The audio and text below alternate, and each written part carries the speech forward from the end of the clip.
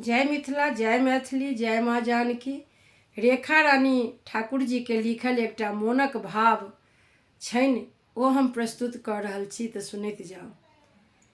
मिथिला मिथिला शोर करै छी, सोचि कऽ हम छी हैरान यौ। मिथिला मिथिला शोर करै छी, सोचि कऽ हम छी हैरान यौ। जँ मिथिला के एते छी प्रेमी, जँ मिथिला के एते छी प्रेमी, सुन किया दलान यौ। मिथिला मिथिला शोर करै छी, बाड़ी झाड़ी भेल निहारुन, कोर फटैया आंगन के। बाड़ी झाड़ी भेल निहारुन, कोर फटैया आंगन के।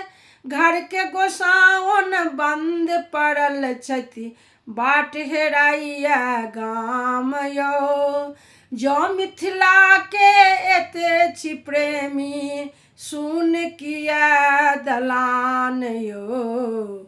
मिथिला मिथिला शोर करै छी, चौक चौराहा भेल अछि टूगर, आम के गाछ बिरान यौ।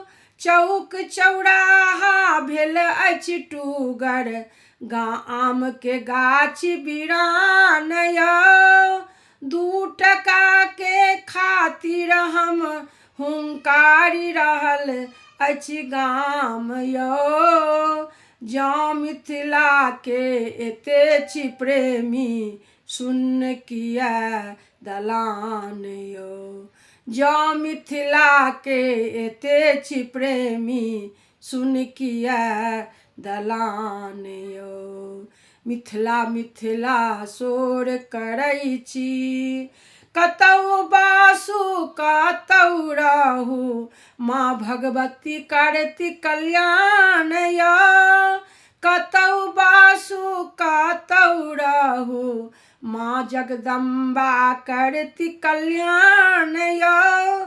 होली दशमी और छठ दिवाली अवश्य आबी गाम यौ। मिथिला के संतान अहाँ सब, खिल जेतै दलान यौ। मिथिला के संतान अहाँ सब, खिल जेतै दलान यौ।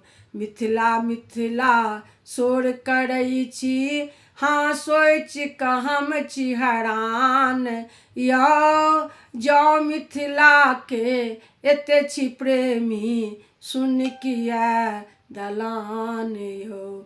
जँ मिथिला के एते छी प्रेमी, सुन किया दलान यौ।